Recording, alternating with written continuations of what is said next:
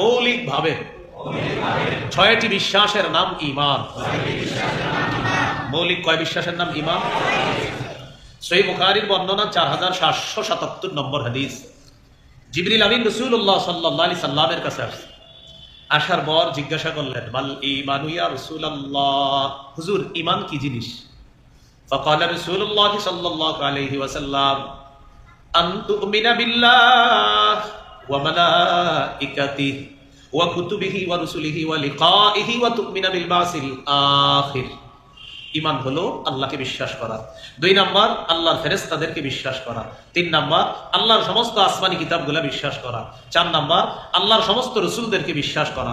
5 number মরণের পর আল্লাহর সাথে সাক্ষাৎ হবে, এই সাক্ষাৎকে বিশ্বাস করা। 6 নাম্বার মরণের পর আরেকটা জগৎ আছে, পুনরুত্থান করবে আল্লাহ আমাদেরকে, টোটাল পরের জগৎটা বিশ্বাস করা। এই মৌলিক 6 জিনিস বিশ্বাসের নাম ঈমান। ভাই মৌলিক কয়টা বিশ্বাসের নাম? ঈমান।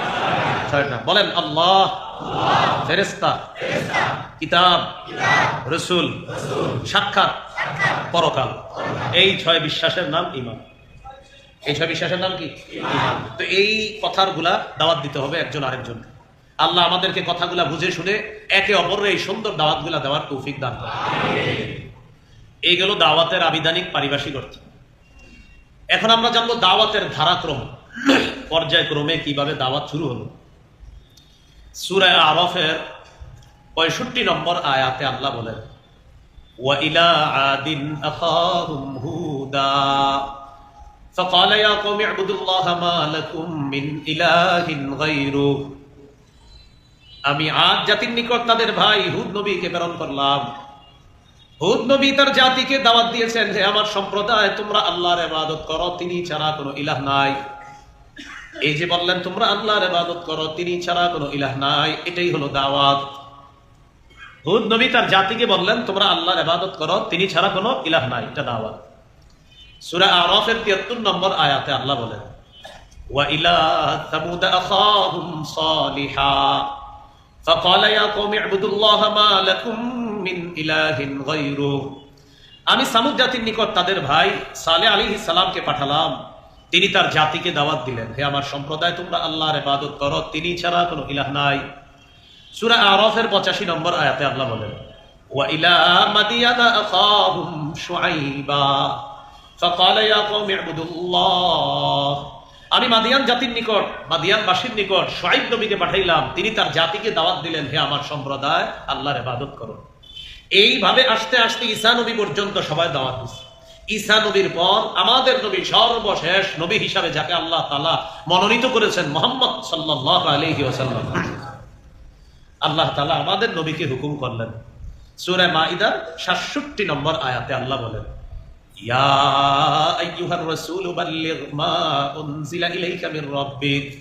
হে রাসূল, আপনি তাবলীগ করেন, আপনি প্রচার করেন, আপনার প্রতি আল্লাহর পক্ষ থেকে যা নাজিল করা হয়েছে এগুলা আপনি প্রচার করেন, এগুলা আপনি অন্যের কাছে পৌঁছায় দেন। এই তাবলীগ করা, প্রচার করা, কোরআনের সঠিক কথাগুলা, হাদিসের সঠিক কথাগুলা বাণী পৌঁছিয়ে দেওয়া, তা দাওয়াত। এটা কি ভাই? দাওয়াত। তাহলে নবীজিকে আল্লাহ হুকুম করলেন, হুকুম করার পরে কি বলে দেখেন, ইল্লাম তাফআল ফামা বাল্লাগতা রিসালাতা। আপনি যদি তাবলীগের কাজ না করেন, প্রচারের কাজ না করেন, তাহলে আপনি আপনার উপর অর্পিত দায়িত্ব পালন করেননি বলে আপনি বিবেচিত হবেন। নবীজি সাল্লাল্লাহু আলাইহি সাল্লাম প্রথমে গোপনে দাওয়াতের কাজ করতে থাকলেন। এরপর সূরাতুশ শুআরার একটা আয়াত আল্লাহ নাযিল করলেন, ওয়া আনদির আশীরাতাকাল আকরাবিন।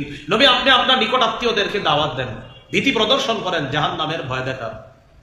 এই আয়াত নাযিল হওয়ার পর সাইদান নবী সাল্লাল্লাহু আলাইহি ওয়াসাল্লাম আলা সাফা, রাসূলুল্লাহ সাল্লাল্লাহু আলাইহি সাল্লাম সাফা পাহাড়ের উপর উঠলেন। সাফা পাহাড়ের উপর ওঠার পর তার জাতিকে আল্লাহ নবী আহ্বান করলেন, ইয়া বানি ফিহরিন ইয়া বানি আদি লিবতুনি কুরাইশ। কুরাইশের বিভিন্ন এলাকার নাম ধরে ধরে ডাকলেন, ও কুরাইশের অমুক সম্প্রদায়, এদিকে আসো, তোমাদের সাথে আমার কথা আছে। পাহাড়ের উপর আল্লাহর নবী দাঁড়িয়ে আছেন, দলে দলে মানুষ আসতে লাগলো নবীর কথা শোনার জন্য। ফাজালার রাজুলু ইযা লাম ইস্তাতি আন ইয়াখরুজা আরসালা রাসূলান লিয়ানজুরা মা হুয়া। কোন ব্যক্তি যদি আসতে না পারছে, তিনি আরেকজনকে পাঠায় দিয়েছে, যাও তো মুহাম্মদ কেন ডাকে, একটু দেখো তো সে কি বলতে চায়, তার কথা একটু শুনে আসো। সবাই আসছে সাফা পাহাড়ের সামনে। ফাজা আবু লাহাব, আবু লাহাব আসছে, ও কুরাইশ, কুরাইশ আসছে। নবীজি সকলকে লক্ষ্য করে বললেন, আরাআইতাকুম লাউ আখবারতুকুম আন্না খাইলান বিল ওয়াদি তুরিদু আন তুগিরা আলাইকুম আকুনতুম মুসাদ্দিকিয়া। আমি যদি তোমাদেরকে বলি এই পাহাড়ের পিছনে একদল শত্রু সেনা অপেক্ষা করতেছে যারা তোমাদের উপর অতর্কিত হামলা চালাবে, আমি যদি তোমাদেরকে বলি এই পাহাড়ের পিছনে একদল শত্রু সেনা অপেক্ষা করছে যারা তোমাদের উপর অতর্কিত হামলা চালাবে, আকুনতুম মুসাদ্দিকিয়া, আচ্ছা তোমরা কি আমার কথা বিশ্বাস করবা? সবাই জবাব দিলেন, ক্বালু নাআম মা জাররাবনা আলাইকা ইল্লা সিদকা, অবশ্যই বিশ্বাস করব, আমরা সারা জীবন যাচাই বাছাই করে দেখেছি তুমি কখনো সত্য ছাড়া মিথ্যা কথা কখনো বলো না, তুমি সব সময় সত্য কথাই বলো, তুমি যা বলবা আমরা সত্য বলেই এটা মেনে নেব। ডায়লগটা কিন্তু মাত্র দিস, যা বলবে সব মেনে নেবে। নবীজি এটা শোনার পর বললেন, তাহলে শোনো আমি কি বলি, فإني نذير لكم بين يدي عذاب شديد। তোমরা আল্লাহকে আল্লাহ মানো, এক আল্লাহকে যদি আল্লাহ না মানো তিনি তোমাদেরকে কঠিন আযাবের মধ্যে শাস্তি দিবেন। আমি এই কঠিন আযাবের ভয় তোমাদেরকে দেখাইতেছি। আল্লাহর সাথে শিরিক করা যাবে না, লাত, উজ্জা, মানাত ইত্যাদির যে পূজা করছো এগুলো আর করা যাবে না, এক আল্লাহকে আল্লাহ মেনে নাও। নবী দাওয়াত দিলেন। একটু আগে কিন্তু বলছে তুমি সব সত্য কথা বলো। এটা বলার পর আবু লাহাব দাঁড়ায় বলতেছে, তাব্বান লাকা সাইরাল ইয়াউম আলিহাদা জামাআতানা। মুহাম্মদ তুমি কি আমাদেরকে এজন্য একত্রিত করেছো? তোমার সারাটা দিন ধ্বংস হোক। বলেন নাউজুবিল্লাহ। আমরা কাজ কাম ধুয়ে আসছি তোমার কথা শোনার জন্য, আর তুমি এটা কি বললো? তখন আল্লাহ আয়াত নাজিল করলেন, আমার নবী ধ্বংস হবে না। তাব্বাত ইয়াদা আবি লাহাবি ওয়া তাব। আবু লাহাবের দুই হাত ধ্বংস হোক, সে নিজেও ধ্বংস হোক। আমার নবীকে যে বলবে ধ্বংস, আমি আল্লাহ তাকে ধ্বংস করে দিব। তখন এই আয়াত নাজিল। এই হলো প্রকাশ্যে দাওয়াত। বুঝে আসছেন এতটুকু? আচ্ছা, আমরা গুরুত্বপূর্ণ একটা আলোচনার দিকে যাইতেছি, এখনো আলোচনাটা আসি নেই, আস্তে ধীরে যাচ্ছি আমরা। রাসূলুল্লাহ সাল্লাল্লাহু আলাইহি সাল্লাম দাওয়াত দিলেন, প্রকাশ্যে শুরু করলেন। এখন কথা হলো আমাদের নবী শেষ নবী, আমাদের নবীর পরে আর নবী হবে না। সহিহ বুখারীর বর্ণনা 3535 নম্বর হাদিস। 3535 কত হয়? 3535। قال رسول الله صلى الله عليه وسلم إن مثلي ومثل الأنبياء من قبلي كمثل رجل بنى بيتا فأحسنه وأجمله। নবীজি বলেন, আমার দৃষ্টান্ত আর আমার পূর্ববর্তী নবীদের দৃষ্টান্ত এমন এক ব্যক্তির মতো যে ব্যক্তি একটি সুন্দর ঘর বানিয়েছে। ফাআহসানাহু ওয়া আজমালা, ঘরটা সুন্দরভাবে সাজিয়েছে। একটা ঘর, ইল্লা মাউদিআ লাবিনাতিন ফি যাওয়িয়া, ঘরের কোনায় একটা ইটের জায়গা ফাঁকা।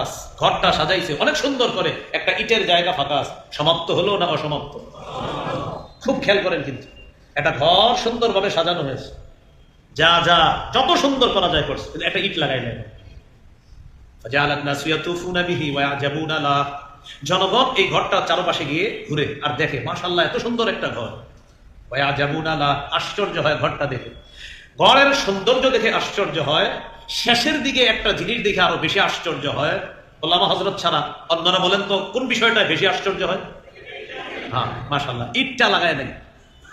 জাতি আশ্চর্য হয়, কেন এত সুন্দর একটা ঘর, একটা ইটের জায়গা ফাঁকা, এটা কেমন কথা? তখন তারা বলে, আল্লাহ বিনা, হায় এই ইটটা যদি লাগানো হতো, কেন ইটটা লাগানো হলো না? এটা লাগাইলে ঘরটা আরো কত সুন্দর হইতো, সৌন্দর্যের একটা সমাপ্ত হইতো। নবীজি বলেন, শোনো, এই যে ঘর তোমরা, আমি তোমাদেরকে বললাম আদম নবী থেকে ঈসা নবী পর্যন্ত আল্লাহ নবুয়তের ঘর সাজাইছে।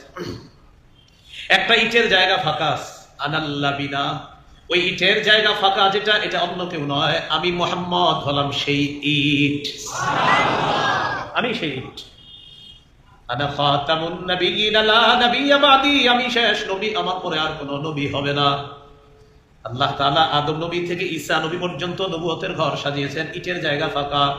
এর মানে হলো আমাকে পাঠানোর মাধ্যমে আল্লাহ তাআলা নবুয়তের সমাপ্ত করে ওই নবুয়তের ঘরের সৌন্দর্যের সমাপ্ত আল্লাহ করে দিয়েছেন। তাহলে আমাদের নবীর মাধ্যমে এই ঘরের সৌন্দর্যের সমাপ্ত আল্লাহ করে দিয়েছেন। নবীজি বলেন, আমি শেষ নবী, আমার পরে আর কোনো নবী হবে না, আমার হবে না। আল্লাহ আমাদেরকে বুঝার তৌফিক দান করেন। তাহলে কি শিখলাম? আমাদের নবী দাওয়াতি কাজ করেছেন, কিন্তু আমাদের নবীর পরে আর নবী হবে না। তাহলে কাজটা করবে কারা? এই কাজ করবে আমরা নবীর উম্মত যারা, তারা করবে সবাই। সহিহ বুখারীর বর্ণনা 3461 নম্বর হাদিসের বর্ণনা, ক্বালা রাসূলুল্লাহ সাল্লাল্লাহু আলাইহি ওয়াসাল্লাম বাল্লিগু আন্নী ওয়ালাউ আয়া, আমার পক্ষ থেকে একটা আয়াতও যদি তোমাদের কাছে পৌঁছে, ওই আয়াতটা আরেকজনের কাছে প্রচার করে দাও, তাবলীগ করে দাও, পৌঁছে দাও, আমি নবী তোমাদের সকলকে এই দায়িত্ব দিয়ে দিলাম। তাহলে এখন তাবলীগের কাজ সবার, প্রচারের কাজ সবার দায়িত্ব। আর এই দায়িত্ব পালন করার কারণে আল্লাহ তাআলা এই উম্মতকে পৃথিবীর সবচেয়ে শ্রেষ্ঠ উম্মত বলে ঘোষণা করছে। সূরা আলী ইমরান 110 নম্বর আয়াতে আল্লাহ বলেন, কুনতুম খায়রা উম্মাতিন উখরিজাত লিন-নাস তা'মুরুনা বিল মা'রুফি ওয়া তানহাউনা আনিল মুনকার, তোমরাই শ্রেষ্ঠ উম্মত, তোমাদেরকে জাতির কল্যাণের বের করা হয়েছে, তোমরা সৎ কাজের আদেশ করবা, অসৎ কাজের নিষেধ করবা। সূরা আলী ইমরানের 104 নম্বর আয়াতে আল্লাহ বলেন, ওয়ালতাকুম মিনকুম উম্মাতুন ইয়াদউনা ইলাল খায়র ওয়া ইয়া'মুরুনা বিল মা'রুফি ওয়া ইয়ানহাউনা আনিল মুনকার, তোমাদের মধ্যে একটা দল থাকা উচিত যারা সদা সর্বদা মানুষকে কল্যাণের দিকে আহ্বান করবে, সৎ কাজের আদেশ করবে, অসৎ কাজের নিষেধ করবে। এখন কথা হলো, তাহলে দুইটা বিষয় আমাদের গুরুত্ব দিতে হবে। একটা হলো আল আমরু বিল মারুফ, সৎ কাজের আদেশ, আরেকটা হলো আন নাহয়ু আনিল মুনকার, অসৎ কাজের নিষেধ। কিন্তু আমরা জাতি হিসাবে সৎ কাজের আদেশের এই পালনটা সবাই করলেও অসৎ কাজের নিষেধের সাহসটা সবাই করি না। সৎ কাজের আদেশ খালি বলি, অসৎ কাজের নিষেধ এটাও বলতে হবে। অসৎ কাজের নিষেধ এটাও যে বলতে হবে, বুখারীর বর্ণনা, রাসূলুল্লাহ সাল্লাল্লাহু আলাইহি সাল্লাম বলেন, মান রাআ মিনকুম মুনকারা, তোমাদের মধ্যে কেউ যদি অপছন্দনীয় কাজ দেখে, ফালইগাইয়িরহু বিয়াদি, হাত দ্বারা বাধা দিবে, ফাইল্লাম ইস্তাতি ফাবিলিসানি, হাত দ্বারা বাধা দিতে না পারলে জবান দিয়ে, ফাইল্লাম ইস্তাতি ফাবিকলবিহি, জবান দিয়ে না পারলে অন্তর দিয়ে। আচ্ছা, অন্তর দিয়ে কি বাধা দিবেন? ঘৃণা করবেন, ছোটবেলা থেকে শিখছেন, আজকে নতুন একটা শিখেন। অন্তরে প্ল্যান করবেন, বলেন কি করবেন? প্ল্যান করতে হবে বসে বসে কি করা যায়, এটা হলো অন্তর। অন্তর দিয়ে ঘৃণা মানি, ঘৃণা মানি শেষ বসে বসে করে না, প্ল্যান করতে হবে, হাত দিয়ে পারলাম না, জবান দিয়ে পারলাম না, এখন প্ল্যান করবেন বসে বসে, একা পারি নাই, তাহলে 10 জন বন্ধু মিলা বাধা দিবে, এটা প্ল্যান করতে হবে কিভাবে বাধা দেওয়া যায়, এটা হলো অন্তর। যালিকা আযআফুল ঈমান, আবার নবী বলছেন এটা দুর্বল ঈমানের পরিচয় সবচেয়ে। তাহলে আজকে থেকে শুধু বাস একটা মাইরা দিলাম এটাই হবে না, যে হুজুর অন্তর দিয়ে ঘৃণা, ঠিক আছে ঘৃণা তো করবেন, ঠিক আছে, মানে ঘৃণা করে ঘরে বসে থাকবেন না, ঘরে বসে বসে প্ল্যান করতে হবে, আজকে তো করে পারি নাই, দাঁড়া আমি জমাইতেছি লোক, এরপরে বুঝাবো, এ প্ল্যান করতে হবে। তাহলে পারলে হাত দিয়ে বাধা দাও, পারো নাই, জবান দিয়ে পারো নাই, কলব দিয়ে মানে ঘৃণা, ঠিক আছে ঘৃণা, আরেকটা কি কলব দিয়ে, নবী এমনিতেই বলে নাই, কলবে প্ল্যান করতে হবে, এটাকে আমার চিন্তা করতে হবে, ফিকির করতে হবে, কিভাবে আগামী বছর এই অপকর্ম না হতে দেওয়া যায়, এই ফিকির করা। মনে থাকবে ইনশাআল্লাহ। এই গেল দাওয়াতের প্রাথমিক কিছু কথা। এখানে অনেক ওলামায়ে কেরাম আছে মাশাআল্লাহ, আমরা সবাই দায়ী, সবার দাওয়াতের কাজ করতে হবে। বিশেষ করে যারা ওয়াজ করবে, যে মাহফিলের সামনে ওয়াজ, খতিব, বক্তা, আমাদের সবার জন্য মৌলিকভাবে কিছু বৈশিষ্ট্য থাকতে হবে। আমরা যারা দাওয়াতের কাজ করব, বয়ানের ময়দানে হোক, পার্সোনালি কাউরে দাওয়াত দিলাম আমরা, দাওয়াত ও তাবলীগের দাওয়াত হোক, মৌলিকভাবে কয়টা বৈশিষ্ট্য থাকতে হবে আমাদের মধ্যে।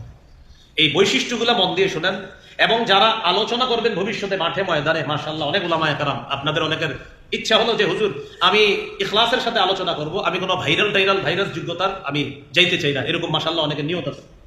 ভাইরাল নামক ভাইরাস যোগ্যতায় যারা আমাদের দেশে এখন অন্যতম যোগ্যতা নিয়ে আসতেছে, আমি কিন্তু একজন ভাইরাস যোগ্যতায় মাশাআল্লাহ। আমার এলেম কালাম থাক আর না থাক, একটা মাশাআল্লাহ এখন যোগ্যতা ভাইরাল হুজুর। এই জন্য আমার নিচে দেখবেন 50 জন শাইখুল হাদিস সাহেবের নাম লিখা দিবে, যদিও তারা আমার চেয়ে বয়সে বড়, 10টা মাদ্রাসায় বুখারী পড়ায়, কিন্তু আমার নামটা উপরে দিবে কেন? ওই যে আমি ভাইরাল। এলেম কালাম থাক না থাক, বাস আপনি ভাইরাল, এই জন্য আপনি আমাদের শীর্ষ, আপনি আমাদের শিরোমণি। তো মাশাআল্লাহ শাইখুল হাদিসদের নামগুলা একদম ঢালাওভাবে, কিছু কিছু এলাকায় দেখবেন পোস্টারে এলাকার সব শাইখুল হাদিস সাহেবদের নাম নিচে, আর ভাইরাল আলোচক যিনি তার নাম সবার উপরে। আমি আমার বলতেছি, কিন্তু অন্য কাউরে না, আমাকেই বলতেছি, কারণ আমি যোগ্যতায় ভাইরাল যোগ্যতা না, এটা হলো বাংলাদেশের এখন একমাত্র শ্রেষ্ঠ একটা যোগ্যতা। এটা যদি কোনো মতে অর্জন করতে পারেন, আপনি আপনার নামের ব্যাখ্যাটাও যদি না করতে পারেন কোনো সমস্যা নেই, কিন্তু আপনি অসহর করে থাকবেন। কিসের ব্যাখ্যা? নামের। মানে আল্লামা, একটু আগে একজন আমাদের বলছে, আল্লামা আরিফ বিন হাবিব 2 বার বলছে। আল্লামা যাদের নামে লেখা হয়, আমার নামে মনে করে লেখা, আল্লামার ব্যাখ্যাটা যে 100 জনের মধ্যে 90 জন দিতে পারবে না, এটা আমি ওভার শিওর, এবার আত্মবিশ্বাস নিয়ে বলতেছি। কিন্তু বাস মাশাআল্লাহ বলা হচ্ছে আল্লামা। আল্লামা কি খায়? আপনারা যাদেরকে লিখছেন না, আমি শিওর তিনিও পারবেন আল্লাহর ব্যাখ্যা দিতে, মানে আমাকে বলছেন, আমিও হয়তো পারবো না সুন্দর মতো ব্যাখ্যা দিতে। এটা একটা যোগ্যতা, আমাদের দেশের শ্রেষ্ঠ একটা যোগ্যতার নাম ভাইরাল। এলেম কালাম কোনো লাগবে না, বাস আপনি ভাইরাল ধন দিয়ে কথা। আল্লাহ আমাদেরকে এই ভাইরাস থেকে হেফাজত করে। তো যারা দায়ী হবে, যারা আলোচক হবেন, যারা মুবাল্লিগ হবেন, বৈশিষ্ট্য কি থাকবে? 1 নম্বর বৈশিষ্ট্য আল ইখলাসু ফি আমালি। দাওয়াত দেওয়া এটা একটা আমল, এই আমলের মধ্যে ইখলাস থাকবে, এটা 1 নম্বর বৈশিষ্ট্য। নাসাইর হাদিস 3140 নম্বর হাদিস, এই হাদিসের মধ্যে আছে এক ব্যক্তি রাসূলুল্লাহ সাল্লাল্লাহু আলাইহি সাল্লামকে জিজ্ঞাসা করলেন, আরাআইতা রাজুলান গাজা ফি সাবিলিল্লাহি ইয়ালতামিসুল আজরা ওয়াদ যিকরা ফামা লাহু ইয়া রাসূলুল্লাহ। ইয়া রাসূলুল্লাহ, এক ব্যক্তি আল্লাহর রাস্তায় জিহাদ করে, তার উদ্দেশ্য হলো দুইটা। 1 নাম্বার আল্লাহর কাছে সওয়াব কামাই করা, 2 নাম্বার মানুষ যেন তাকে বলে সে বড় মুজাহিদ। সে বড় কি? মুজাহিদ। হুজুর সে কোনো সওয়াব পাবে? নবীজি বললেন লা শাইআ লাহু, সে কিছুই পাবে না। আদাহা সালাসা মাররাত, 3 বার আল্লাহ নবীকে প্রশ্নটা করলেন, হুজুর সে কিছুই পাবে না, কিছুই পাবে না, কিছুই পাবে না। নবী বললেন লা শাইআ লাহু, লা শাইআ লাহু, লা শাইআ লা, কিছুই পাবে না, কিছুই পাবে না, কিছুই পাবে না।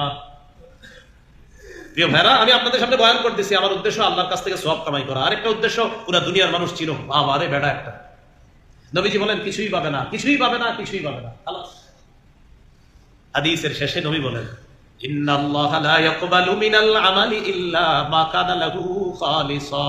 আল্লাহ তাআলা ওই ব্যক্তির আমল ততক্ষণ কবুল করেন না যতক্ষণ কোন ব্যক্তি ইখলাসের সাথে আমল না করে, তার আমল আল্লাহ তাআলা কবুল করেন না। এজন্য প্রিয় ভাইরা, ইখলাস থাকতে হবে দাওয়াতের কাজে। আমি আল্লাহকে খুশি করার জন্য বয়ান করব। আল্লাহ যদি জাতির কাছে আমাকে পরিচিত করে দেয় আলহামদুলিল্লাহ, না করে তাও আলহামদুলিল্লাহ, কারণ আমার কাজ তো রবের জন্য। এটা হতো 1 নম্বর ইখলাস। সূরা জুমারের 11 নম্বর আয়াতে আল্লাহ বলেন, 23 নম্বর পারা 19 নম্বর পৃষ্ঠা, আল্লাহ তাআলা বলেন, কুল ইন্নী উমিরতু আন আ'বুদাল্লাহা মুখলিসান লাহুদ্দীন। নবী আপনি বলেন, আমি আদিষ্ট হয়েছি, আমাকে আদেশ করা হয়েছে আমি যেন ইখলাসের সাথে সব করি, আমি যেন ইখলাসের সাথে ইবাদত করি। আল্লাহ তাআলা আমাদের দেশ সহ সারা পৃথিবীর সমস্ত দাঈ ইলাল্লাহ যারা আছে তাদেরকে ইখলাসের সাথে দাওয়াত দেওয়ার তৌফিক দান করুন। আমিন। তাহলে 1 নম্বর বৈশিষ্ট্য ইখলাস থাকা। 2 নম্বর বৈশিষ্ট্য, আইয়া আতাকিদা আন্নাহু ওয়ারিসুন বিদাওয়াতিহি ইলাল্লাহ লিনাবিয়িহি মুহাম্মাদিন সাল্লাল্লাহু আলাইহি ওয়াসাল্লাম। যিনি দাওয়াত দিবে তার এই বিশ্বাস থাকা, আমি কোরআন সুন্নাহ প্রচারের ক্ষেত্রে আমি আল্লাহ নবীর একজন ওয়ারিস, আমি কোরআন সুন্নাহ প্রচারের ক্ষেত্রে আল্লাহ নবীর ওয়ারিস। এখন নবীর ওয়ারিস হয়ে আপনাদের সামনে বসলাম, বসার পর আমি আপনাদেরকে মিথ্যা কথা বলে আধা ঘন্টা হাসাইলাম। কি বলে? মিথ্যা কথা বলে আধা ঘন্টা হাসাইলাম। এটা কোন ওয়ারিসের কাজ করলাম বলেন? ধরে নেন এখানে আপনারা কতজন হবে হুজুর আনুমানিক? এখানে এটা আপনাদের মসজিদের আইডিয়া? আচ্ছা, মিনিমাম 1000 মানুষ আছে।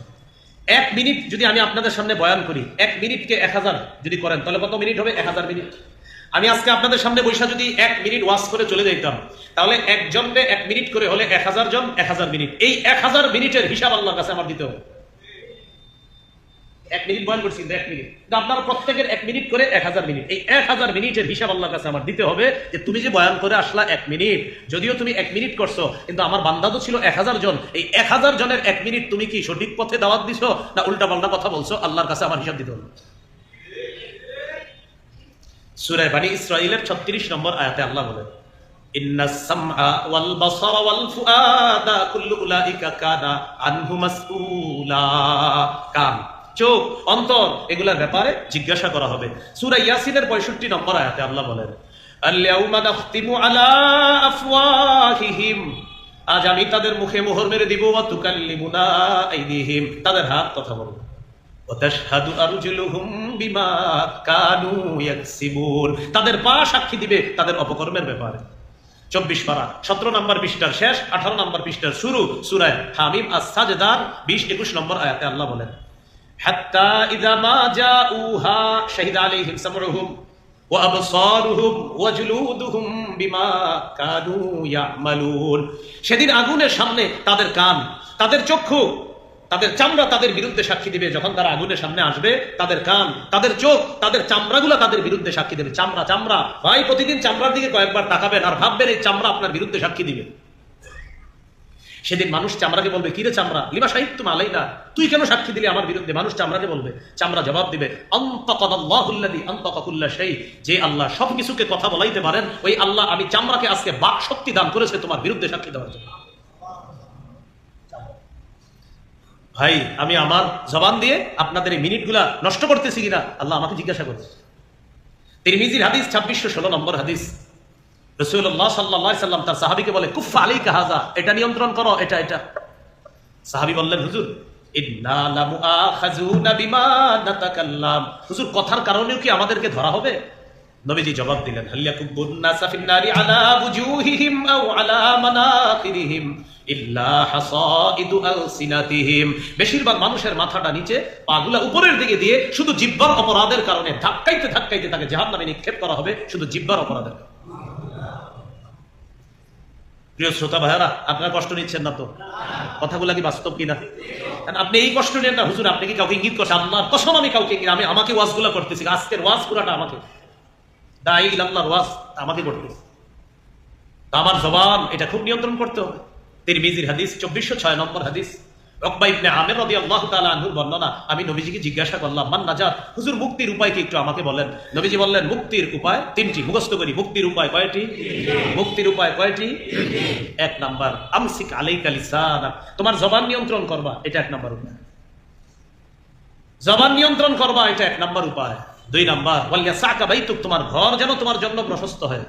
কাজে আছেন, ভালো কথা, কাজ নাই বাসায় থাকবেন, বাহিরে আড্ডাবাজি করবেন না। নবী বললেন তোমার ঘর তোমার জন্য যেন প্রশস্ত হয়। আপনি 6টা 7টায় বাসায় যাওয়ার কথা, স্ত্রী ফোন দিয়েছে, কি ব্যাপার, আপনি কোথায়? 6টায় আপনার অফিস শেষ, বাসায় আসতে সর্বোচ্চ আপনার 7টা বাজার কথা, 11টা 10টা বেজে গেলো, আসেন না এখনো, বন্ধুদের সাথে আছি না। নবী বলছে, ওয়ালিয়াসাকা বাইতুক, কাজ আছে কাজে থাকো, কাজ নাই ঘরে থাকো, এটা তোমার মুক্তির উপায়। ঘরে আর কাজে যদি না থেকে অন্য কোথাও যাই, আমরা নেশার মধ্যে জড়িয়ে যেতে পারি। এই জন্য 2 নাম্বার বললেন, ওয়ালিয়াসাকা বাইতুক, তোমার ঘর তোমার জন্য যেন প্রশস্ত হয়। 3 নাম্বার, ওয়াবকি আলা খাতিআতি, গুনাহের ব্যাপারে কান্নাকাটি করবা, গুনাহের কথা স্মরণ করবা আর কান্নাকাটি করবা। তাহলে 3টার মধ্যে একটা, জবান নিয়ন্ত্রণ করা। যিনি দাঈ ইলাল্লাহ হবে তিনি মাথায় রাখতে হবে, আমি এখন যা বলবো আমার ভাইকে, আমি আল্লাহর নবীর কথা আমার ভাইকে জানাবো, আমি আল্লাহর কথা আমার ভাইকে জানাবো। এই কথাটা জানানোর ক্ষেত্রে আমার দ্বারা যেন কোনো খেয়ানত না হয়, এটা হলো দাঈ ইলাল্লাহ 2 নাম্বার বৈশিষ্ট্য। তিনি এই ইয়াকিন রাখতে হবে, আমি যা বলবো জাতির সামনে এখন, আমি আল্লাহর নবীর একজন ওয়ারিস, আমার দ্বারা যেন কোনো খেয়ানত না হয়, এটা 2 নাম্বার বৈশিষ্ট্য। হাদিসের একটা কিতাব আছে সিলসিলাতুস সহিহা, এই কিতাবের 2700 নম্বর হাদিস। বিদায় হজের ভাষণে রাসূল সাল্লাল্লাহু আলাইহি সাল্লাম বলেন, ইয়া আইয়ুহান নাস ইন্না রাব্বাকুম ওয়াহিদ, হে মানুষ তোমাদের রব একজন। ওয়া ইন্না আবাকুম ওয়াহিদ, তোমাদের পিতা একজন। পিতা বলতে ওই আদি পিতা আদম আলাইহিস সালাম, অর্থাৎ তোমাদের মূল সর্বপ্রথম যে বাবা তিনি একজন। এরপর নবী যেটা বললেন, আলা লা ফাদলি আরাবিয়িন আলা আজমিয়িন ওয়ালা লি আজমিয়িন আলা আরাবিয়িন ওয়ালা লি আহমার আলা আসওয়াদ ওয়ালা লি আসওয়াদ আলা আহমার ইল্লা বিত্তাকওয়া, আরবের উপর অনারবের কোনো শ্রেষ্ঠত্ব নাই, অনারবের উপর আরবের কোনো শ্রেষ্ঠত্ব নাই, লাল মানুষের উপর কালা মানুষের কোনো শ্রেষ্ঠত্ব নাই, কালো মানুষের উপর লাল মানুষের কোনো শ্রেষ্ঠত্ব নাই, সাদা মানুষের কোনো শ্রেষ্ঠত্ব নাই, ইল্লা বিত্তাকওয়া, তাকওয়ার মাধ্যমে হবে শ্রেষ্ঠত্ব।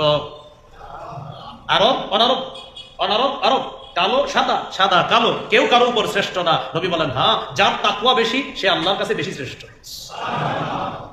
26 পারা 16 নম্বর পৃষ্ঠা এটাই বলছে সূরা কাফে আল্লাহ, ইন্না আকরামাকুম ইনদাল্লাহি আতকাকুম, আল্লাহর কাছে তোমাদের মধ্যে সবচেয়ে সম্মানিত এই ব্যক্তি, যে ব্যক্তি সবচেয়ে বেশি আল্লাহকে ভয় করে। তাহলে একটু শিখি আমরা, আরবের অনারবের, কালো সাদা, এটা কি কোনো শ্রেষ্ঠত্বের মাপকাঠি? মাপকাঠি কি? তাকওয়া। বলেন মাপকাঠি কি? এটা বলার পর নবীজি বললেন, আচ্ছা শোনো, হাল বাল্লাগতু, আমি কি আমার তাবলীগটা তোমাদের কাছে পৌঁছেছি? আমি কি আমার দাওয়াত তোমাদের কাছে পৌঁছিয়েছি? আমি আমার দায়িত্ব কি পালন করেছি? সব সাহাবীরা বললেন, জি হুজুর আপনি পালন করেছেন। তখন নবী বললেন, ফাল্লিবাল্লিগিশ শাহিদুল গায়বা, তোমরা যারা উপস্থিত আছো অনুপস্থিতদের কাছে আমার কথাগুলা তাবলীগ করে দিবা, প্রচার করে দিবা, এই দায়িত্ব আমি নবী তোমাদের সকলকে দিয়ে দিলাম। তাহলে আমরা আল্লাহর নবীর এই দাওয়াত, এই আমানতের ওয়ারিস, আমরা এই আমানত আমাদের কাছে আসছে, এই আমানত পৌঁছানোর ক্ষেত্রে কোনো খেয়ানত করা যাবে না। 3 নাম্বার বৈশিষ্ট্য, যিনি দাঈ ইলাল্লাহ হবে, যিনি আল্লাহর দিকে দাওয়াত দিবে, তার 3 নাম্বার বৈশিষ্ট্য আইয়াকুনা সাবিতা, তিনি মজবুতভাবে দাওয়াত দিতে হবে, অবিচলভাবে, পিছপা হওয়া যাবে না। সূরা আনকাবুতের 14 নম্বর আয়াতে আল্লাহ বলেন, ওয়ালাকাদ আরসালনা নূহান ইলা কওমিহি ফালাবিথা ফীহিম আলফা সানাতিন ইল্লা 50 আমা। আমি নূহ নবীকে তার জাতির কাছে প্রেরণ করলাম, তিনি তাদের মাঝে 950 বছর দাওয়াত দিলেন। জাতি তার দাওয়াতে বেশিরভাগ শুধু পলায়ন করেছে, তার দাওয়াত গ্রহণ করে নাই। বেশিরভাগ মানুষ শুধু পলায়ন করেছে, তার দাওয়াত নেয় নাই। এরপরেও তিনি 950 বছর দাওয়াত দিয়েছেন। আল্লাহ কোরআনে বলছে আর কি 50 বছর কম 1000 বছর, এইভাবে বলছে। তাহলে অবিচল ভাবে দাওয়াত দেওয়া। এই ব্যাপারে আরেকটা দৃষ্টান্ত নেই, সহিহ বুখারীর বর্ণনা 240 নম্বর হাদিস।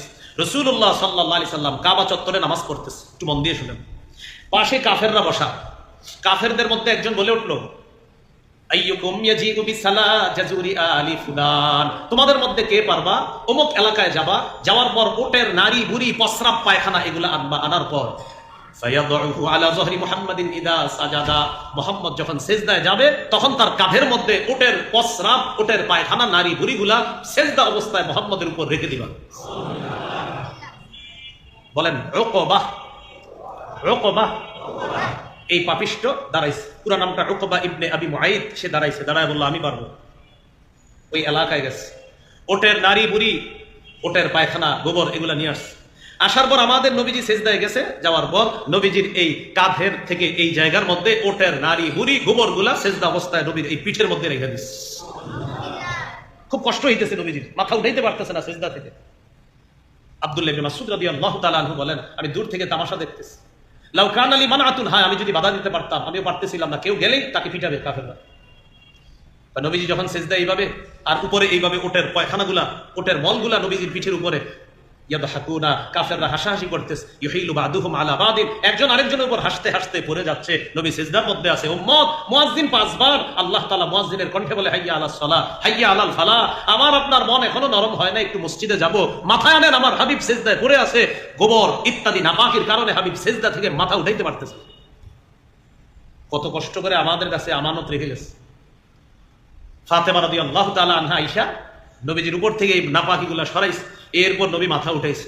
দাওয়াতের কাছ থেকে নবী পিছপা হন নাই। দায়িত্ব 3 নম্বর বৈশিষ্ট্য ইয়াকুনা সাবিতা, মজবুত ভাবে অটল থেকে দাওয়াতের কাজ করা।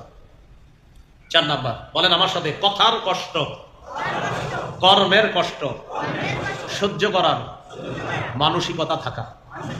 যিনি আল্লাহর পথে দাওয়াত দিবে তিনি কথার কষ্ট সহ্য করতে হবে, কর্মের কষ্ট সহ্য করতে হবে। মানুষ কষ্ট দিবেই থাকে, কথা দিয়েও কর্ম দিয়ে, এটা সহ্য করতে হবে। সূরা আনআমের 34 নম্বর আয়াতে আল্লাহ বলেন, ওয়ালাকাদ কুযযিবাত রুসুলুম মিন ক্বাবলিকা ফাসাবারু আলা মা কুযযিবু ওয়া উযু হাত্তা আতাহুম নাসরুনা। নবী, কাফেররা আপনাকে মিথ্যাবাদী বলে, কষ্ট নিয়েন না। আপনার পূর্বে সব রাসূলদেরকে মিথ্যাবাদী বলা হয়েছে, কষ্ট দেওয়া হয়েছে। তারা এই মিথ্যাবাদী বলার পরেও সহ্য করেছে, কষ্টগুলা তারা সহ্য করেছে। এক পর্যায়ে আমার সাহায্য তাদের কাছে আসছে, আপনার কাছেও আমার সাহায্য আসবে। তাহলে মিথ্যাবাদী বলছে, আল্লাহ বলছে সান্ত্বনা দিচ্ছে, কষ্ট নিয়েন না। আপনার পূর্বে রাসূলদেরকে মিথ্যাবাদী বলা হয়েছে, তারা ধৈর্য ধরেছে। আপনার পূর্বে রাসূলদেরকে কষ্ট দেওয়া হয়েছে, তারা ধৈর্য ধারণ করেছে। আপনাকেও তারা কষ্ট দিবে, আপনাকে তারা মিথ্যাবাদী বলবে। হাবিব, আপনি কষ্ট নিয়েন না। এই যুগেও দেখবেন এক ব্যক্তি কোরআনের আলোচনা করতেছে বসে বসে, পাশ থেকে একজন এসে কয়, হুজুর আপনি এটা না কই আরেকটা কেন, এটা না বলে আরেকটা। বেচারার মাইক কেড়ে নিচ্ছে জাতি। উনি কোরআনের কথা উনি বলতেছে, আমি তো কোরআনের কথাই বললাম ভাই, তো কেন আপনি এই বিষয় ছাড়া আর কোনো বিষয় নাই? আরে উনি তো কোরআনের বিষয় বলতেছে, আরেক বিষয় আরেক হুজুর বলবে, সমস্যা কি? ওনারা এটাই বলতে দেন। মাইক কেড়ে নিচ্ছে। মাইক কেড়ে নেওয়াটা আবু জাহেল উতবা শাইবাদের বৈশিষ্ট্য, আর সহ্য করাটা নবীর বৈশিষ্ট্য। আলেমদেরকে ইচ্ছা মতো এমন করেন না, আর বুঝেন কি হুজুরে আজকে যা করলাম, বিবির দিকে হাসতে হাসতে বলেন না, কইলেন বিবির কাছে গিয়ে আবার বলে আজকে অমুক হুজুরে যা কইলাম, ইচ্ছা মতো কইছেন। মসজিদের ইমাম মুয়াজ্জিনকে ইচ্ছা মতো ঝাড়েন মাঝে মাঝে না, অপেক্ষায় থাকেন। সূরা মুতাফফিফিনের শেষের আয়াতগুলো বইলেন আর অপেক্ষায় থাকেন, হাসতেছেন বিবির কাছে গিয়ে মুয়াজ্জিনের উপরে ঝাড়, আর খাদেমকে ঝাড়ি মাইরা, ইমামকে ঝাড়ি মাইরা হাসতেছেন গিয়ে। ইমাম হাসবে জান্নাতের এইভাবে সিংহাসনে বসে, ইমাম হাসবে, আর আপনি সামনে একটা নদী থাকবে, ওটার মধ্যে সাঁতার কাটবেন। পরে সূরা মুতাফফিফিনের শেষের দিকে বইলেন কথার কষ্ট সহ্য করতে হবে। আরেকটা হলো কর্মের কষ্ট। কর্মের কষ্ট দেখেন কিভাবে নবীজির কর্মের কষ্ট দিচ্ছে। সহিহ বুখারীর বর্ণনা 4815 নম্বর হাদিস। হাদিসটি একটু বুঝেন, আমার দিকে তাকাইতে হবে এটা বোঝার জন্য। কাবা চত্বরে নবীজি আছে, ওই যে যেই পাপিষ্টটা নবীর শরীরের উপর নাপাক দিছিল, এই পাপিষ্টটাই উকবা, সে কাবা চত্বরে আসছে। আসার পর দেখে নবীজি কাবা চত্বরে, নবীজির গলায় একটা চাদর পেঁচাইছে, ওই পাপিষ্ট একটা চাদর এইভাবে পেঁচাইছে। লাওয়া সাওবাহু ফি উনুকি, কাপড়টা গলার মধ্যে পেঁচায়া এইভাবে দুই পাশ থেকে জোরে টান দিস। লোকের গলায় ফাঁস লাগলে যেমন কষ্ট হয়, আমাদের নবীকে এইভাবে টান দেওয়ার পর নবীজির মুখ দিয়ে কথা বের হইতেছে না, কষ্ট হইতেছে নবীজির। ওই যুগের চাদর খুব মজবুত ধারালো চাদর, টান দিস। একটু ভাবেন তো আমাদের নবীরে টান দেওয়ার কি কষ্টটা হইতেছিল নবীজির। আপনার এইভাবে মুখটা আপনার টান দেওয়ার পর নবী মুখ দিয়েও কিছু বলতে পারতেছিলেন না, এইভাবে টান দিয়ে রাখছে। আবু বকর সিদ্দিক রাদিয়াল্লাহু তাআলা আসার পর তাকে একটা ধাক্কা দিচ্ছে, কারে ওই পাপিষ্ঠটাকে ধাক্কা দেওয়ার পর বললেন, তাকতুলুনা রাজুলান আইয়াকুলা রাব্বি আল্লাহ ওয়া ক্বাদ জাআকুম বিল বাইয়িনাতি মির রাব্বিকুম। তোমরা কি একজন মানুষকে এই কারণে হত্যা করবা যিনি বলে আমাদের রব হলেন আল্লাহ, আর এই ব্যাপারে তিনি তোমাদের কাছে স্পষ্ট প্রমাণ নিয়েও এসেছে, এই কারণে একটা মানুষকে তোমরা হত্যা করবা?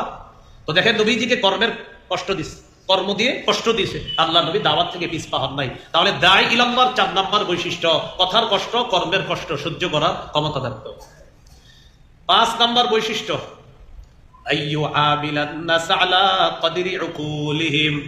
যিনি দাওয়াত দিবে তিনি মানুষের মস্তিষ্ক বুঝা দাওয়াত দিতে হবে, তিনি মানুষের স্বাভাবিক একটা অবস্থা বুঝে তাদেরকে দাওয়াত দিতে হবে। সহিহ বুখারীর 126 নম্বর হাদিস, নবীজির মন চাইতেছে কাবা ঘরটা সংস্কার করতে, কাবাটা ভেঙে কাবার 2টা দরজা রাখতে নবীর মন চাইতেছে, কিন্তু নবীজি কাজটা করতেছে না। মন চাইতেছে কাবা ভাঙবো, ভাঙার পর আবার সুন্দর করে করে 2টা দরজা বানাবো, এটা নবীর মন চায়, কিন্তু করতেছে না। আম্মা জান আয়েশা সিদ্দিকা রাদিয়াল্লাহু তাআলা আনহাকে বললেন, আয়েশা লাউলা কওমুকি হাদিসুন আহদুহুম লানাকাতুল কাবা ওয়া জাআলতু লাহা বাবা। রাসূলুল্লাহ সাল্লাল্লাহু আলাইহি সাল্লাম বলেন, আয়েশা তোমার জাতি যদি নতুন নতুন মুসলমান না হতো, তোমার জাতি নতুন মুসলমান হয়েছে মাত্র, তারা যদি নতুন মুসলমান না হইতো আমি কাবাটাকে ভাঙতাম, ভাঙার পর ওয়া জাআলতু লাহা বাবাইন, আমি 2টা দরজা বানাইতাম কাবার, বাবুন ইয়াদখুলু ফীহি ওয়া বাবুন ইয়াখরুজুনা মিনহু। এক দরজা দিয়ে ইয়াদখুলুনা ফীহি, মানুষ কাবায় প্রবেশ করত, আরেক দরজা দিয়ে বের হইতো। এটা হলো আমার মনের ইচ্ছা, কিন্তু নতুন নতুন মুসলমান যারা হইছে আমি এটা করতে গেলে তারা বলবে, হ্যাঁ এটা কোনো কথা, কাবা আমরা বানাইলাম কত সুন্দর করে, আর এটা নবী ভাঙতে যাইতেছে। আয়েশা তারা নতুন মুসলমান তো, তাই আমি যদি এখন এটা ভাঙতে যাই তারা এটা সহ্য করতে পারবে না। এই যে জাতির আকল অনুযায়ী নবী কাজ করলেন, তাদের আকলের দিকে নবীজি লক্ষ্য করলেন, এখন যদি আমি এটা করতে যাই ওরা অনেকে বুঝবে না বিষয়টা, তাই আল্লাহ রাসূল তাদের চাহিদা অনুযায়ী নবী তখন কাজ মুলতবি করলেন, যে কাজটা পরবর্তীতে আব্দুল্লাহ ইবনে জুবায়ের রাদিয়াল্লাহু তাআলা আনহু করেছিলেন। এখান থেকে কি বুঝলাম, যিনি দাওয়াত দিবেন তিনি জাতির আকল বোঝার চেষ্টা করতে হবে, এটা 5 নাম্বার। দাঈ ইলাল্লাহর 6 নাম্বার বৈশিষ্ট্য, যিনি দাওয়াত দিবেন আইয়াকুনা আলিমান বিশরিআতিল্লাতী ইয়াদউ ইলাইহা। দাঈ মানুষকে যেই বিষয়ে দাওয়াত দিবে ওই বিষয়ে দায়ীর জ্ঞান থাকতে হবে। আমি ইমান ইয়াকিনের যতটুকু কথা বলবো এতটুকু আমি বুঝে শুনে সঠিক কথা বলতে হবে। আমি গাছতের আদবে যতটুকু কথা বলবো সঠিকটা আলেমদের থেকে জেনে ঠিক অতটুকুই বলতে হবে। আমি মানুষকে দাওয়াত দিতে গিয়ে যে কথাগুলো বলবো আমি ততটুকু বলবো যতটুকু আলেমরা আমাকে শিখাই দেবে। আমি এই জাতীয় উল্টাপাল্টা কথা বলবো না যে এমন একজনকে অনুসরণ করলাম যেই ব্যক্তি কোরআনের অপব্যাখ্যা করে, হাদিসের অপব্যাখ্যা করে, আর আমিও তার অনুসরণে আজাইরা কিছু কথা বললাম, তাহলে যে শিখাইলো সেও পথভ্রষ্ট হবে, আর যারা শিখলেন আপনারাও পথভ্রষ্ট হবেন। কথা কি বুঝে আসতেছে? আচ্ছা আচ্ছা, তাহলে যে বিষয়ে দাওয়াত দিবেন এই বিষয়ে আপনার জ্ঞান থাকতে হবে। তো এই বিষয়ে জ্ঞান থাকার জন্য আপনি আলেমদের কাছ থেকে শিখতে হবে, আর আলেমদের কাছ থেকে না শিখে যদি কোনো পথভ্রষ্ট কারো কাছ থেকে আপনি শিখেন আর তাকে অনুসরণ করেন, নিঃসন্দেহে আপনি গোমরা হবেন এবং হতভাগা হবেন। আল্লাহ হেফাজত করেন। সূরা বনী ইসরাঈলের 36 নম্বর আয়াতে আল্লাহ বলে দিয়েছেন, ইন্নাস সামআ ওয়াল বাসারা ওয়াল ফুআদা কুল্লু উলাইকা কানা আনহু মাসউলা। চোখ, কান, অন্তর এগুলোর ব্যাপারে জিজ্ঞাসা করা হবে, মুখের ব্যাপারেও জিজ্ঞাসা করা হবে। আমি মুখ দিয়ে উল্টাপাল্টা বললাম কিনা একটু আগে বলছি, এটার ব্যাপারে জিজ্ঞাসা করা হবে। তাই আমি যতটুকু বলবো জেনে বুঝে সঠিক কথা বলবো। এরপরেও বলার পর যদি আমার কোনো ভুল হয় আর আলেমরা যদি ধরিয়ে দেয়, এই ভুলটা আমার মেনে নিয়ে শুধরিয়ে নিতে হবে না। কিন্তু আপনারা যারা ভক্ত আছেন, ভক্তরা মানতেই চান না, যাই যিনি ভক্ত হয় আর কি সাধারণত না, আরিফ বিন হাবিব হুজুর উনি ভুল করতেই পারে না, এরকম যদি ভক্ত হন, আল্লাহর রাস্তায় আপনি আমার ভক্ত না, আপনি আমার শত্রু। এই মানসিকতা রাখা যাবে না যে আমি যাকে অনুসরণ করি, আমি যার ভক্ত, আমার হজরতেও ভুল করতে পারে, আর আলেমরা যদি ভুল ধরিয়ে দেয় এই ভুল তিনি মেনে নিতে হবে, স্বীকার করতে হবে। কিন্তু আমাদের বর্তমান সমাজের সংস্কৃতি হয়ে গেছে, আমি যার অনুসরণ করি উনি ভুল করে আর আলেমরা ধরিয়ে দেয়, এটা সেও মানে না, ভক্তরাও মানে না। এটা করা যাবে না। এটা হলো 6 নাম্বার, যে বিষয়ে দাওয়াত দিব জেনে বুঝে সঠিকটা বলবো, ভুল বলার চেষ্টা করবো না, বলে ফেললে আলেম ধরিয়ে দিলে সেই ভুল শুধরে নিব ইনশাআল্লাহ। 7 নাম্বার, যিনি দাওয়াত দিবেন, যাদেরকে দাওয়াত দিবেন তাদের কল্যাণকামী হতে হবে। আমি আপনাদেরকে আজকে বয়ান করতেছি, আমি আপনাদের কল্যাণকামী হতে হবে। সহিহ বুখারী 57 নম্বর হাদিস, জারীর রাদিয়াল্লাহু তাআলা আনহু বলেন, বায়াতু রাসূলুল্লাহ সাল্লাল্লাহু আলাইহি সাল্লাম আলা ইকামিস সালাহ ওয়া ইতাইজ যাকাত ওয়ান নুসহি লিকুল্লি মুসলিম, আমি রাসূলের কাছে বায়াত হয়েছি এই শর্তে, আমি নামাজ কায়েম করব, আমি যাকাত আদায় করব, আমি সকল মুসলমানের কল্যাণ কামনা করব। ভাই, যিনি আলোচক ওয়াজ করবে, যিনি খতিব বয়ান দিবে, যিনি ইমাম জাতির মুসল্লিদের ইমাম হবে, যিনি আলেম উলামায়ে কেরাম জাতির রাহবার হবে, তাদের দায়িত্ব কর্তব্য 7 নাম্বার, তারা জাতির কল্যাণকামী হবে। আল্লাহর কসম বলছি, আমাদের দেশের উলামায়ে কেরাম, সারা পৃথিবীর আলেমরা আপনাদের শত্রু না, আপনাদের কল্যাণকামী। আলেমরা যেই ভুলগুলা ধরিয়ে দেয়, আল্লাহর রাস্তে মেনে নেন, হাতে পায়ে ধরে বলছি মেনে নেন। যদি মেনে না নেন, আর 2-4 জন আলেম ভুল করতে পারে, লাখ লাখ আলেম ভুল করবে, এটা আপনার মাথায় কিভাবে আসে? মেনে নেন, আলেমরা আপনাদের কল্যাণকামী।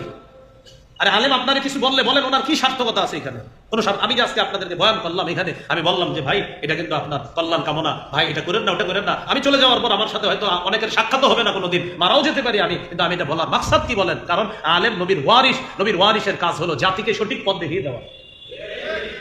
তাহলে কল্যাণ কামনা করতে হবে। 7 নাম্বার, দাঈ ইলাল্লাহ, ওয়াইজ, খতিব, আলোচক, মুবাল্লিগের 7 নাম্বার গুণ, তিনি যাকে তাবলীগ করবে, যার কাছে প্রচার করবে, যাকে দাওয়াত দিবে, তার কল্যাণকামী হতে হবে। 8 নাম্বার, যাদেরকে দাওয়াত দিব তাদের জন্য দোয়া করতে হবে। যেমন আজকে আপনাদেরকে এখানে দাওয়াত দিয়ে আমি চলে গেলাম আরেক জায়গায়, আমার দায়িত্ব কর্তব্য, আমি পৃথিবীর যেখানে যাই আপনাদের জন্য দোয়া করা। আমরা আমার সামনে নাই, কিন্তু আপনাদের জন্য দোয়া করা। এই জন্য আমি প্রায় দোয়াতে বলি, আল্লাহ, আমি দুনিয়াতে যাদের সামনে বসেছি, যারা আমার সামনে বসেছে, আমি সবসময় বলি, আমার ছাত্র, আমার উস্তাদ, আমার সহপাঠী, আমার মা বাবা, আমার সামনে যারা বসছে, আমি যাদের সামনে বসছি, সবার সাথে আপনি আমাকে জান্নাতে দেখা করায়। এটা আপনারা আমার দোয়ায় যারা শরীক হন, প্রায় সময় দেখবেন আমি দোয়াটা করি। তো 8 নাম্বার, যাদেরকে দাওয়াত দিব তাদের হেদায়েতের দোয়া করা। সহিহ বুখারীর বর্ণনা 2937, 2937 নম্বর হাদিস। নবীজিকে বলা হলো, হুজুর দাউস গোত্র নাফরমান, তাদের বিরুদ্ধে বদদোয়া করেন। হুজুর দাউস গোত্র নাফরমান, তাদের বিরুদ্ধে বদদোয়া করেন। আমাদের নবী বললেন, আল্লাহুম্মা হদি দাউসা ওয়াতি বিহিম, আল্লাহ দাউসকে আপনি হেদায়েত দান করেন।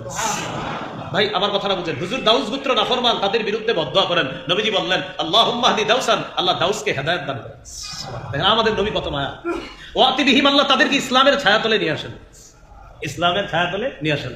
তো যিনি দাঈ ইলাল্লাহ হবে, তার সাথে কারো যদি কখনো খারাপ আচরণ হয়েও যায়, মনে করেন আমি দাওয়াত দিলাম আর কেউ খারাপ আচরণ আমার সাথে করে ফেললো, দাঈ ইলাল্লাহর কর্তব্য হলো এই কষ্টটা মনের মধ্যে না রেখে তার হেদায়েতের জন্য দোয়া করা। এই বৈশিষ্ট্য, এটা 8 নাম্বার। দাঈ ইলাল্লাহ যিনি হবে, তার 9 নাম্বার বৈশিষ্ট্য এবং গুরুত্বপূর্ণ বৈশিষ্ট্য, তিনি যা বলবেন সেই অনুযায়ী নিজেও আমল করবেন। সূরাতুস সফফির 2-3 নম্বর আয়াতে আল্লাহ বলেন, ইয়া আইয়ুহাল্লাযীনা আমানু লিমা তাকুলুনা মা লা তাফআলুন, হে ঈমানদারগণ, এমন কথা কেন বলো যা নিজেরা করো না? কাবুরা মাকতান ইনদাল্লাহি আন তাকুলু মা লা তাফআলুন, যা নিজেরা তোমরা করো না, এই কাজটা, এই কথাটা বলা, এটা ঘোরতর অপরাধ। মালা ইয়া আইয়ুহাল্লাযীনা আমানু লিমা তাকুলুনা মা লা তাফআলুন, যা করো না তা কেন বলো, আর যা করো না তা বলাটা কাবুরা মাকতা, এটা আল্লাহর কাছে ঘোরতর অপরাধ, এটা ভয়ঙ্কর অপরাধ। তুমি নিজে করো না আবার বলো, তোমার কথায় অনেক মানুষ হেদায়েত হয়ে যাচ্ছে, মিয়া তুমি দিয়ে এখনো হেদায়েত প্রাপ্ত হবে। তাহলে দাঈর 9 নম্বর গুরুত্বপূর্ণ বৈশিষ্ট্য, তিনি যা বলবে সে অনুযায়ী নিজে আমল করবে।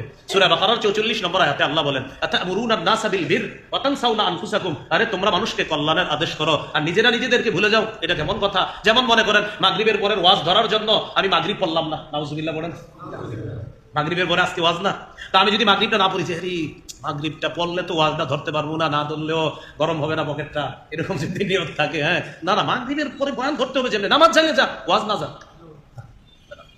এটা হবে না। এটা না ভাই, আমি মাগরিব করছি, আবার আপনারা খারাপ ধারণা করেন না, কুরবিশলা মসজিদে আমি মাগরিব করে আসছি, হাসপাতাল মসজিদে। তো কথার কথা বুঝাইলাম, আমি আমাকে বলছি, মনে করেন যে ওয়াজ ধরার জন্য মাগরিব বাদ, এটা কোন ধরনের দায়ী আল্লাহ বলেন? না, এটা করা যাবে না, এইটা করা যাবে না। ওয়াজ একটা মিস হলে হোক, মাহফিল মিস হলে হোক, নামাজ মিস করার কোনো সুযোগ নাই, এটা মিস করা যাবে না। আল্লাহ আমাদেরকে বোঝার তৌফিক দান করুন। অনেক সময় মোটরসাইকেল নিয়ে মাগরিবের সময় আলোচককে রিসিভ করতে যায়, হুজুর 30 জন মোটরসাইকেল নিয়ে যায় মাগরিবের সময় আলোচককে রিসিভ করতে, ভাইরাল আলোচক, 30টা মোটরসাইকেল যদি না যায় দেখতেও তো খারাপ। তো গেছে আনতে, হুজুরে আনতে যাওয়ার পর এরা মাগরিব মসজিদে হয়ে যাচ্ছে, মসজিদে ঢুকে না কেন? যদি ঢুকি, হুজুর যদি চলে যায়, মাগরিব যাক, হুজুর না যাক, না, এটা করবেন না। এটা কেন করেন না জানেন? হুজুর চলে গেলে কয়েকটা ক্ষতি আছে। হুজুর যদি চলে যায় তাহলে আমাদের 15টা মোটরসাইকেল সামনে থাকতো, 15টা পিছনে, হুজুরের গাড়িটা থাকতো মাঝখানে। এখন হুজুর যদি চলে যায়, আমাদের এই শোডাউনটা হলো না, এটা 1 নম্বর ক্ষতি। 2 নম্বর ক্ষতি, হুজুর চলে গেলে ভিডিওটা হবে না, ভিডিও যদি না হয় আগামীকাল ফেসবুকে দিতে পারলাম না, ফেসবুকে দিয়ে আমরা লিখতাম আরিফ বিন হাবিবের সাথে কাটানো কিছু মুহূর্ত, এটা তো আমরা লিখতে পারলাম না। এই জন্য মাগরিব যাক, হুজুর না যাক না। সূরা নিসার 103 নম্বর আয়াত, ইন্নাস সালাতা কানাত আলাল মুমিনিনা কিতাবাম মাওকুতা, মুমিনদের উপর সময় মতো নামাজ পড়া ফরজ। সহিহ বুখারী 527 নম্বর হাদিস, আব্দুল্লাহ ইবনে মাসউদ রাদিয়াল্লাহু তাআলা আনহু বলেন, সালতু রাসূলুল্লাহ সাল্লাল্লাহু আলাইহি সাল্লাম আইয়ুল আমালি আহাব্বু ইলাল্লাহ, আমি নবীকে প্রশ্ন করলাম, হুজুর আল্লাহর কাছে সবচেয়ে পছন্দনীয় আমল কোনটি? নবীজি বললেন, আস-সালাতু আলা ওয়াক্তিহা, সময় মতো নামাজ পড়া। ভাই এই মানসিকতা রাখবো, কর্তৃপক্ষ যারা হবো আমরা মাগরিবের সময়, এটা এখানে ঢাকা শহর সমস্যা হয় না, দেশ গ্রামে সাধারণত, হয়তো আপনারা অনেকে দেশ গ্রামেরও আছেন যারা মাহফিল করেন, কর্তৃপক্ষকে বলছি আপনারা মাগরিবের সময় যাদেরকে মোটরসাইকেল দিয়ে পাঠান আলোচককে রিসিভ করতে, ঠিক আছে মাশাআল্লাহ পাঠাইছেন, বলে দিবেন শোনো মাগরিবের সময় হবে, নামাজটা পড়ে নিবা, আলোচককে ফোন করে বলবা, হুজুর আমরা মসজিদে ঢুকলাম মাগরিব পড়ার জন্য, আপনিও কোথাও মাগরিব পড়ে নেন, অথবা ওই জায়গায় এসে একটা মসজিদ আসে, ওই মসজিদটায় আপনিও মাগরিব পড়েন। কি সাহস করে বলা যাবে তো ইনশাআল্লাহ? এই হলো আপনার দাঈ ইলাল্লাহ 9 নম্বর বৈশিষ্ট্য। আমি যা বলবো তা আমারও পালন করতে হবে। তো আমি আপনাদেরকে নামাজের ওয়াজ করলাম, আমি যদি এটা না পড়ি তো হলো না তো বিষয়টা। এই জন্য 9 নম্বর গুরুত্বপূর্ণ বৈশিষ্ট্য রাসূলুল্লাহ সাল্লাল্লাহু আলাইহি সাল্লামের একটি হাদিস আমরা সবাই মনে রাখবো, বিশেষ করে আমি যেন সারা জীবন মনে রাখতে পারি, আমার জন্য দোয়া করবেন, এবং যারা আলোচনা করে তারা যেন মনে রাখতে পারে। রাসূলুল্লাহ সাল্লাল্লাহু আলাইহি সাল্লাম বলেন, রাআইতু লাইলাতান উসরিয়া বি রিজালান তুকরাজু শাফাহুহুম বিমাকারিজা মিনান নার, আমি মেরাজের রাতে রওনা করলাম, যাওয়ার সময় একদল মানুষের পাশ দিয়ে আমি অতিক্রম করলাম, দেখি তাদের জিহ্বা, তাদের ঠোঁটগুলা আগুনের কেচি দ্বারা কাটা হচ্ছে। তো আমি যখন দেখলাম তাদের ঠোঁট এভাবে কাটা হচ্ছে, আমি প্রশ্ন করলাম, জিবরিল এরা কারা? জিবরিল আমিন জবাব দিলেন, হা উলাই খতাবা উম্মতিক, হুজুর এরা আপনার উম্মতের বক্তারা, এরা আপনার উম্মতের বক্তা, আপনার উম্মতের আলোচক। আল্লাযীনা ইয়ামুরুনা আন-নাসা বিল বির, যারা মানুষকে সৎ কাজের আদেশ করত, ওয়ায়ানসাউনা আনফুসাহুম, কিন্তু নিজেদেরকে ভুলে যাইতো, নিজেরা আমল করতো না। হুজুর এরা তারা, এরা আপনার উম্মতের খতিব, বক্তারা, ওই বক্তা যারা মানুষকে সৎ কাজের আদেশ করতো, নিজেরা অসৎ পথে চলতো, নিজেদেরকে ভুলে যাইতো, জাতিকে ভালো কাজের কথা বলতো, নিজেরা ভালো কাজ করতো না। হুজুর কিয়ামত পর্যন্ত এইভাবে আগুনের কাঁচি দ্বারা তারা তাদের জিহ্বা, ঠোঁট এগুলো কাটতে থাকে। ভাই মনে থাকবে তো ইনশাআল্লাহ? আল্লাহ আমাদেরকে মনে রাখার তৌফিক দান করেন। এই হলো দাওয়াতের কাজ, সবাই করতে হবে। নবী সবাইকে দায়িত্বটা দিয়ে গিয়েছেন, সবাই করবো ইনশাআল্লাহ। কিভাবে করব বলেন? আলেমদের পরামর্শে, বলেন উলামায়ে কেরামের পরামর্শে। উলামায়ে কেরাম যেদিকে থাকবে আমরাও সেদিকে থাকবো ইনশাআল্লাহ। আগামী 31শে জানুয়ারি, 1-2 ফেব্রুয়ারি আমরা আলেমদের নেতৃত্বে উলামায়ে কেরামের কাছ থেকে দ্বীন শিখার উদ্দেশ্যে, দাওয়াত শিখার উদ্দেশ্যে টঙ্গীর মাঠে উপস্থিত হওয়ার চেষ্টা করব ইনশাআল্লাহ। এখন এই সিদ্ধান্ত আছে 31 জানুয়ারি, 1-2 ফেব্রুয়ারি, পরিবর্তন হয়নি। এই ইনশাআল্লাহ আমরা এই নিয়তে আমরা দাওয়াত শিখবো, আমরা তাবলীগের কাজ শিখবো, আমরা আলেমদের সাথে যাব, আমরা প্রমাণ করব আল্লাহকে, আমরা দেখাবো আল্লাহ, আমরা উলামায়ে কেরামের কাছে আসি, তাদের সাথে আসি, আমরা তাদের থেকে শিখবো। আল্লাহ তৌফিক দান করেন। আমরা কেউ উঠবো না, আরেকটা অনুষ্ঠান রয়ে গেছে, এখন একটু পরে আমরা আজকের যে আলোচনাটা করলাম, আমার সংকলন একটু মিম্বরের আমানতের প্রথম আলোচনাটাই আজকের আলোচনাটা, মিম্বরের আমানতের প্রথম খণ্ডের প্রথম আলোচনাটাই আজকের আলোচনাটা। ওই কিতাবে প্রথম এটা কেন আনছি? যাতে ওয়াজ যারা হবে, দাঈ ইলাল্লাহ হবে, তারা যেন শিখতে পারে, এই জন্য এটা প্রথম আলোচনা। 6 খণ্ডের কিতাব, যাদের প্রয়োজন হবে গাড়ি থেকে, গাড়ির কাজ না ভেঙে যদি পারেন সংগ্রহ করেন। গাড়িটা কোথায় আছে আমি জানি না, ওই গাড়ি থেকে যদি পারেন ওখান থেকে দেখেন, 6 খণ্ডই সংগ্রহ করে নিতে পারেন, বিষয়বস্তু ওদের কাছ থেকে জেনে নিন। আমরা উঠবো না, এখন হুজুর আসছে, ইনশাআল্লাহ একটা অনুষ্ঠান হবে, এরপর আমরা উঠবো। আলহামদুলিল্লাহ।